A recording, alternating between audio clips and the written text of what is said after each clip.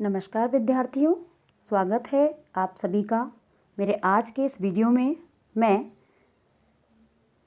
राजस्थान शिक्षा महाविद्यालय की प्रवक्ता अनीता पारेख। विद्यार्थियों, अपने आज के इस वीडियो में हम बीएड प्रथम वर्ष के विषय अध्ययन क्षेत्र एवं विषय अवबोध की इकाई संख्या 1 का टॉपिक विद्यालय पाठ्यचर्या में अनुशासनात्मक ज्ञान की प्रकृति के विषय में चर्चा करेंगे। तो विद्यार्थियों, चलिए चलते हैं हमारे आज के टॉपिक की तरफ। विद्यालय पाठ्यचर्या का अर्थ एवं परिभाषाएं। पाठ्यचर्या, जिसे कि हम करिकुलम भी कहते हैं, यह अंग्रेजी भाषा के करिकुलम शब्द का हिंदी रूपांतर है। करिकुलम शब्द लैटिन भाषा से लिया गया है। यह शब्द कुरेर से निर्मित हुआ है, जिसका अर्थ है दौड़ का मैदान। अतः इस तरह से पाठ्यचर्या वह है जिसे किसी व्यक्ति को अपनी मंजिल तक पहुंचने के लिए पार करना होता है। यह एक ऐसा साधन है जिसे जीवन के लक्ष्यों को प्राप्त करने के लिए उपयोग में लाया जाता है। पाठ्यचर्या अध्ययन का तर्कपूर्ण क्रम है, जिसके माध्यम से न केवल छात्र के ज्ञान में वृद्धि होती है, बल्कि उसके व्यक्तित्व का भी विकास होता है। तो ये था पाठ्यचर्या का, विद्यालयी पाठ्यचर्या का अर्थ। अब हम इसके कुछ परिभाषाओं के विषय में अध्ययन करेंगे। बबिट के अनुसार उच्चतर जीवन के लिए प्रतिदिन और 24 घंटे की जा रही समस्त क्रियाएं पाठ्यचर्या के अंतर्गत आ जाती है।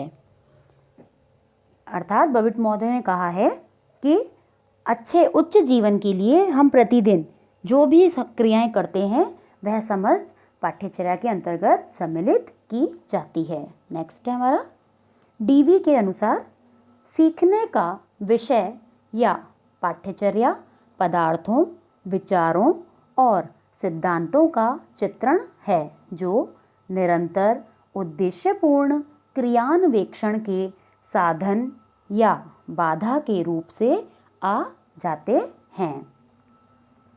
अगली जो हमारी परिभाषा है वह है कनिंघम के अनुसार पाठ्यचर्या कलाकार शिक्षक के हाथ में एक साधन है, जिससे वह अपनी सामग्री को अपने आदर्श के अनुसार अपनी चित्रशाला में ढाल सके। नेक्स्ट हमारी डेफिनेशन है वॉल्टर एस मुनरो के अनुसार पाठ्यचर्या को किसी विद्यार्थी द्वारा लिए जाने वाले विषयों के रूप में परिभाषित नहीं किया जाना चाहिए। पाठ्यचर्या की कार्यात्मक संकल्पना के अनुसार इसके अंतर्गत वह अनुभव आ जाते हैं जो विद्यालय में शिक्षा के लक्ष्यों की प्राप्ति के लिए प्रयुक्त किए जाते हैं। विद्यार्थियों, ये कुछ पाठ्यचर्या के विषय में हमने परिभाषाओं को जाना, इसके अर्थ को जाना। अब हम विद्यालय पाठ्यचर्या में अनुशासनात्मक ज्ञान की प्रकृति के विषय में अध्ययन करेंगे। विषयों को समझने के लिए सबसे पहले हमें उसके परंपरागत अर्थ को समझना होगा। परंपरागत संदर्भ में या परंपरागत अर्थ में विषयों को व्यवस्थित ज्ञान का पुंज समझा जाता है, जिसे अधिगम, मानसिक प्रशिक्षण तथा उच्च स्तरीय अध्ययन एवं अनुसंधान के लिए उपयुक्त ढंग से नियमित एवं सम्मिलित कर लिया जाता है।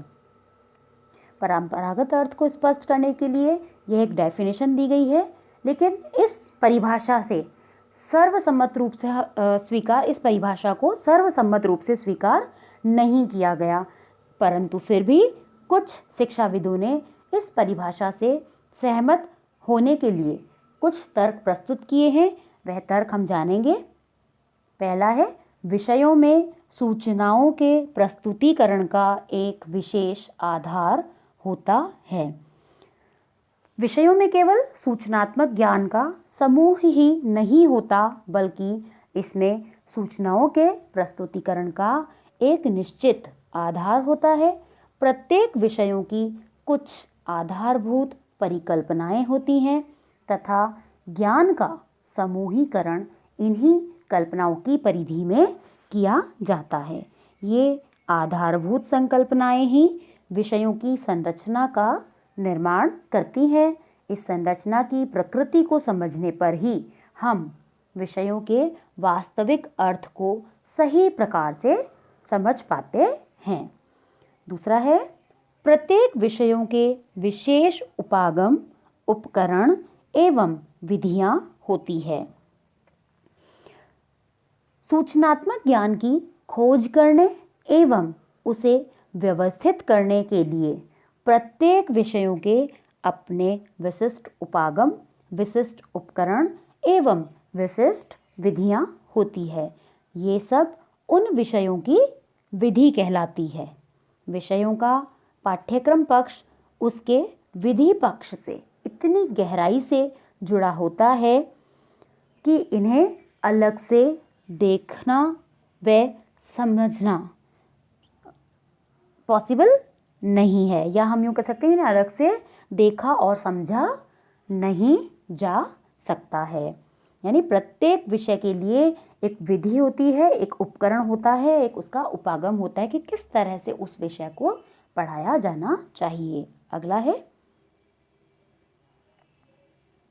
विषयों में नवीन ज्ञान का स्वागत होता है। हम सब जानते हैं कि विषयों में स्थिरता नहीं होती, उनमें परिवर्तन होता रहता है और नवीन ज्ञान का समावेश होता रहता है। इस तरह की या इस प्रकार की गत्यात्मकता विषयों का आवश्यक लक्षण होता है। तकनीकी के प्रभाव तथा ज्ञान के विस्तार के कारण, यानी जैसे जैसे तकनीकी का प्रभाव हुआ, ज्ञान का विस्तार हुआ, इसके कारण गत्यात्मकता विषयों में हमेशा बनी रहती है और इसी गत्यात्मकता के कारण ही विषयों के विकास की संभावनाएं भी निहित होती है। नवीन सूचनात्मक ज्ञान के समावेश होने के कारण परिवर्तनों से भी महत्वपूर्ण परिवर्तन वे होते हैं जो नवीन तथ्यों के प्रकाश में आने या प्राचीन तथ्यों के नए अर्थ विकसित होने से हो जाते हैं। इन परिवर्तनों के कारण नए सिद्धांतों का प्रतिपादन होता है, नए नए सिद्धांत बनते हैं। ये कुछ तर्क कुछ शिक्षाविदों ने प्रस्तुत किए थे इस परिभाषा से सहमत होने के लिए। इन तर्कों के आधार पर वर्तमान समय में विषयों के लिए एक सर्वमान्य परिभाषा का निर्माण किया गया, जो कि इस प्रकार है। वस्तुओं तथा घटनाओं के किसी विशिष्ट क्षेत्र संबंधी ज्ञान के संगठन को विषय कहा जाता है। इन वस्तुओं तथा घटनाओं के अंतर्गत वे तथ्य प्रदत्त पर्यवेक्षण अनुभूतियां भी सम्मिलित रहती हैं जो उस ज्ञान की आधारभूत घटनाओं को निर्मित करते हैं। कोई ज्ञान विषयों के क्षेत्र में आता है या नहीं, इसका निर्धारण करने के लिए उस पर आधारित नियम एवं परिभाषाएं निर्मित कर ली जाती है। तो विद्यार्थियों, ये थी विद्यालयी पाठ्यचर्या में अनुशासनात्मक या विषयगत ज्ञान की प्रकृति। अब हम जानेंगे विषयों की विशेषताएं, कि विषयों में क्या क्या विशेषताएं होती हैं। सबसे पहला है, विषयों का अपना मूल्य एवं विशिष्ट चिंतन क्षेत्र होता है। कुछ विषय आध्यात्मिक क्षेत्र से संबंधित चिंतन रखते हैं तो कुछ आर्थिक क्षेत्र से संबंधित होते हैं। यानी प्रत्येक विषय अपना एक चिंतन रखता है। कोई आध्यात्मिक क्षेत्र से जुड़ा हुआ है तो उसका चिंतन आध्यात्मिक होगा, जो आर्थिक क्षेत्र से जुड़ा हुआ है तो उसका चिंतन आर्थिक पक्ष को ध्यान में रखते हुए किया जाएगा। दूसरा है विषयों की मान्य संरचना होती है, उसकी परिधि उसी संरचना से संबंधित होती है। यानी प्रत्येक विषय के लिए एक संरचना का निर्माण कर लिया जाता है और उसी परिधि में, उस संरचना की परिधि में ही, उस परिधि से ही उसकी संरचना संबंधित होती है। अगला है हमारा विषयों का अपना इतिहास एवं परंपरा होती है और यही बात उसकी संरचना करने, उसके नियमों के निर्धारण करने के लिए उत्तरदायी होती है। प्रत्येक अध्ययन विषय दूसरे अध्ययन विषय से अपने इतिहास तथा परंपराओं के कारण ही भिन्न महत्व रखता है। अगला है विषयों की अपनी अध्ययन सामग्री तथा अनुसंधान विधियां होती है जो दूसरे विषयों से भिन्न होती है। यानी प्रत्येक विषय की अपनी अपनी अध्ययन सामग्री और अपनी अपनी अनुसंधान विधि अलग अलग, यानी प्रत्येक सब्जेक्ट की अलग अलग विधि होती है, अलग अलग उसकी सामग्री होती है। तो विद्यार्थियों, ये विषयों की विशेषताएं थी। अब हम अगली उसमें स्लाइड में जानेंगे विद्यालय पाठ्यचर्या में पाठ्यचर्या की क्या आवश्यकता होती है और क्या उसका महत्व होता है। यानी विद्यालय की जो पाठ्यचर्या है उसमें पाठ्यचर्या का, विद्यालय में पाठ्यचर्या की क्या आवश्यकता है, क्या उसका महत्व है, पाठ्यचर्या विद्यालयों में क्यों पढ़ाई जानी चाहिए। तो सबसे पहला इसका पॉइंट है शैक्षिक उद्देश्यों की पूर्ति हेतु। हम विद्यालय में शैक्षिक उद्देश्यों को प्राप्त करने के लिए जाते हैं और पाठ्यचर्या ही इन शैक्षिक उद्देश्यों की प्राप्ति का प्रमुख साधन है। बिना पाठ्यचर्या के शिक्षा के उद्देश्यों को प्राप्त करना संभव नहीं है। जीवन में प्रत्येक कार्य किसी न किसी उद्देश्य को प्राप्त करने हेतु ही किया जाता है। इसी तरह से शिक्षा के भी उद्देश्यों का निर्धारण किया गया है और इन्हीं शैक्षिक उद्देश्यों को हम उचित पाठ्यचर्या निर्धारण के द्वारा प्राप्त कर सकते हैं। यानी पाठ्यचर्या के माध्यम से ही हम इन शैक्षिक उद्देश्यों को प्राप्त कर सकते हैं।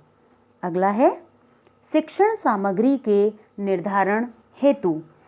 प्रत्येक विद्यालय में एक समय सारणी का निर्धारण पाठ्यचर्या की सहायता से किया जाता है और यह तय कर लिया जाता है कि पाठ्यचर्या सम्मिलित पाठ्यक्रम को कब, कैसे और किस क्रम में बालकों के समक्ष प्रस्तुत किया जाना चाहिए, जिससे बालकों का अधिगम स्तर ऊंचा हो सके।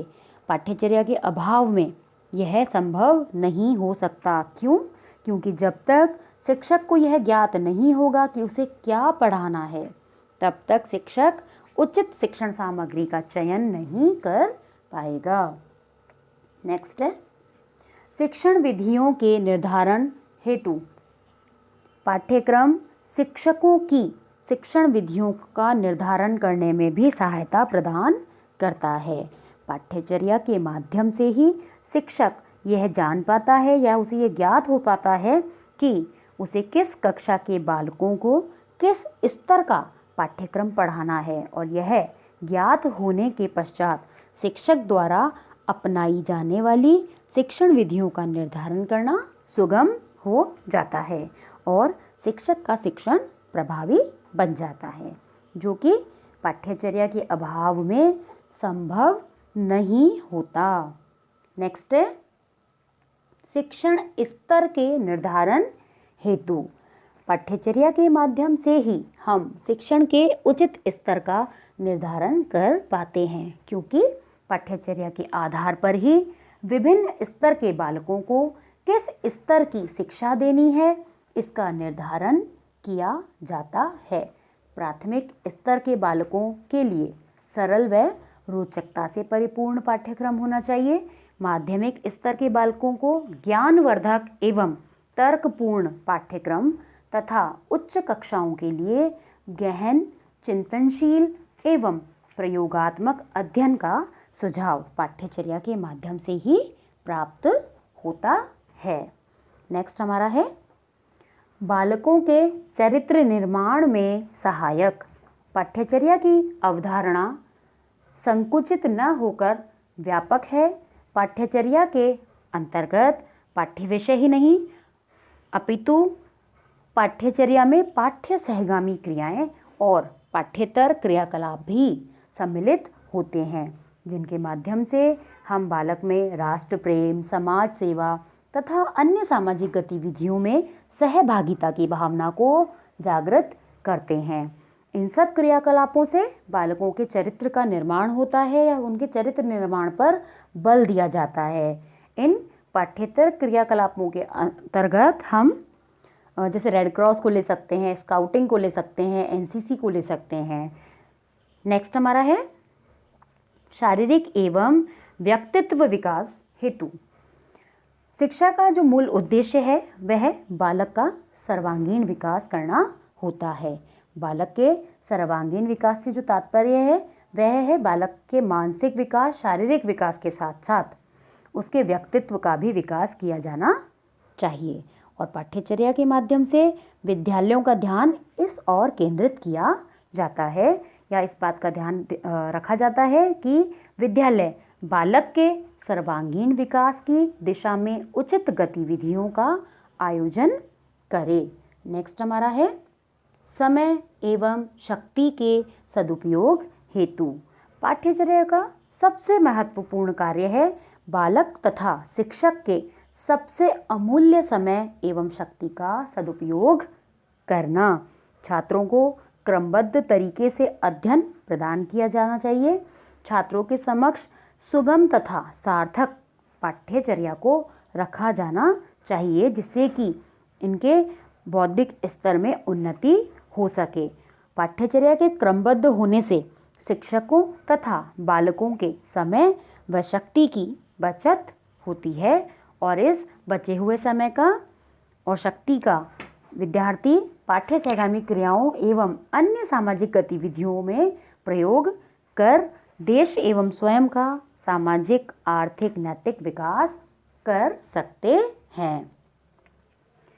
अगला हमारा है पाठ्य पुस्तकों की रचना का आधार। पाठ्य पुस्तकों का निर्माण पाठ्यचर्या पर ही आधारित होता है। इनकी रचना का मूल आधार पाठ्यचर्या ही होता है। पाठ्यचर्या का निर्धारण प्रत्येक कक्षा के लिए अलग अलग होता है जो उस आयु वर्ग के बालकों के बौद्धिक स्तर को ध्यान में रखकर निर्धारित किया जाता है। यानी बच्चा किस कक्षा में है, उसका बौद्धिक स्तर किस स्तर पर है, इन सब बातों को ध्यान में रखकर ही पाठ्य पुस्तकों की संरचना या पाठ्य पुस्तकों का निर्माण किया जाता है और ये निर्माण पाठ्यचर्या पर आधारित होता है। तो विद्यार्थियों, आज हमने विद्यालय के अंतर्गत पाठ्यचर्या की क्या प्रकृति है, विद्यालय में अनुशासनात्मक ज्ञान की क्या प्रकृति है, इस विषय को समझा, इस विषय को जाना। अपने अगले वीडियो में हम कुछ नया टॉपिक लेके फिर आपके सामने प्रस्तुत होंगे। आशा करती हूँ आपको मेरा आज का ये वीडियो पसंद आया होगा, समझ आया होगा। यदि आपको मेरा ये वीडियो पसंद आया हो तो प्लीज़ लाइक कीजिए, शेयर कीजिए, सब्सक्राइब कीजिए। अगले वीडियो में आपसे फिर मुलाकात होगी। तब तक के लिए धन्यवाद।